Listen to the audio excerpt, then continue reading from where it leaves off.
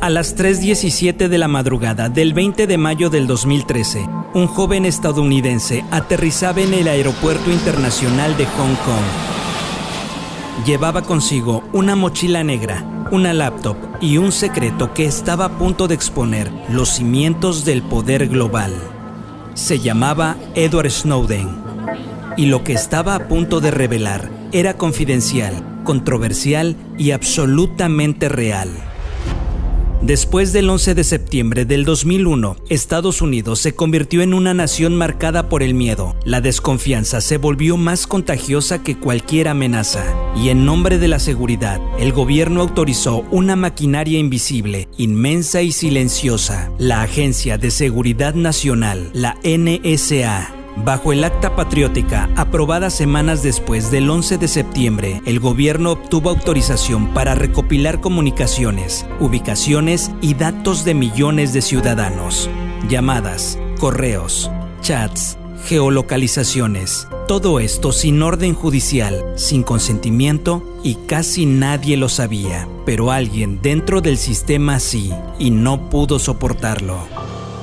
Edward Snowden nació en Carolina del Norte en 1983. Su padre era un oficial de la Guardia Costera, su madre empleada judicial. No era un revolucionario, no era un antisistema. Era un niño que amaba las computadoras, un genio autodidacta que a los 22 años ya trabajaba para la CIA. A los 26 ya era contratista de la NSA en Hawái para una firma llamada Booz Allen Hamilton. El tipo era brillante, callado pero jodidamente brillante.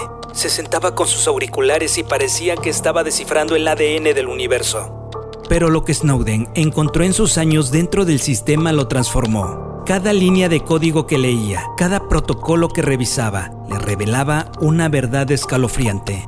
Estados Unidos estaba espiando a su propia gente y al resto del planeta también. Uno de los programas que Snowden encontró se llamaba Prisma.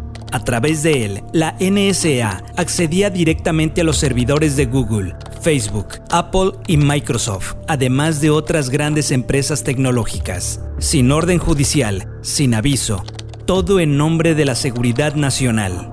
Pero ¿qué significaba realmente esa inconveniencia? Significaba que si en 2012 buscaste depresión en Google a las 3 de la mañana, el gobierno lo sabía. Si enviaste una foto por WhatsApp, el gobierno lo sabía. Si hablaste con un amigo que tenía un nombre árabe, el gobierno lo sabía. Edward Snowden tenía acceso a eso y también tenía conciencia. Y lo que hizo, muchos lo tachan como traición y otros más como heroísmo. Durante semanas, Snowden descargó miles de documentos clasificados. Luego contactó a 3 personas. Glenn Greenwald, periodista del The Guardian, Laura Poitras, documentalista premiada, y Ewen McCaskill, corresponsal en Washington. Snowden dijo: "No quiero ser el centro de atención, no quiero fama, solo quiero que el mundo sepa lo que está pasando. Ustedes decidan qué publicar, pero publiquen". Greenwald respondió: "¿Sabes lo que te va a costar esto?" Snowden: "Sí, todo". El 20 de mayo del 2013, Edward Snowden huyó a Hong Kong. No sabía si iba a sobrevivir, solo sabía que ya no podía quedarse callado. Ahí, en una habitación del Mira Hotel, reveló al mundo lo impensable, que Estados Unidos tenía la capacidad de espiar a cualquier persona, en cualquier parte, en cualquier momento. Y eso ya lo estaba haciendo.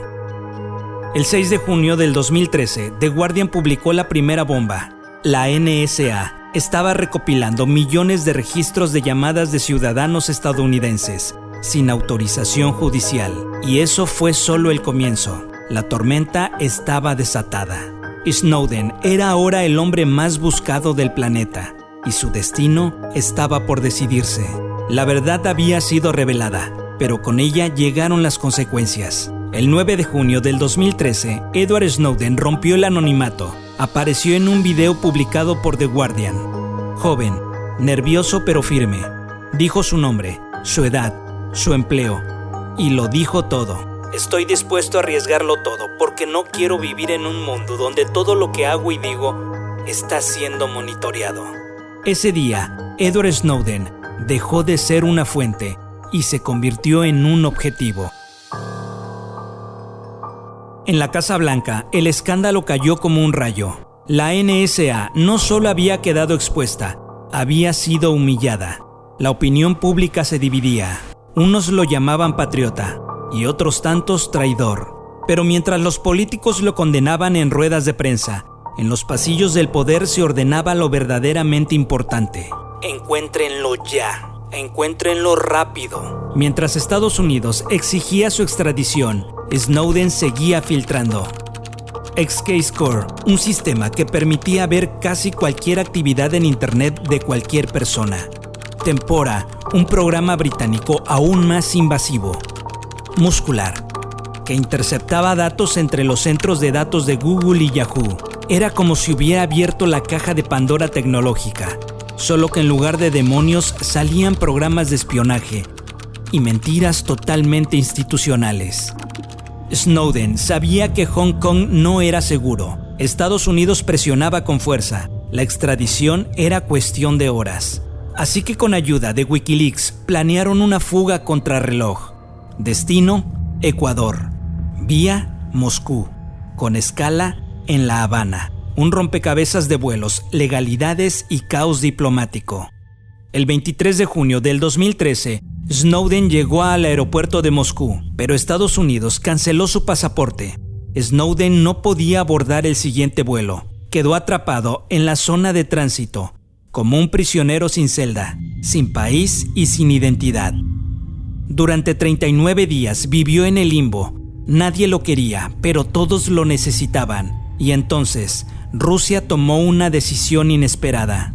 El 1 de agosto del 2013, Rusia le otorgó asilo por un año.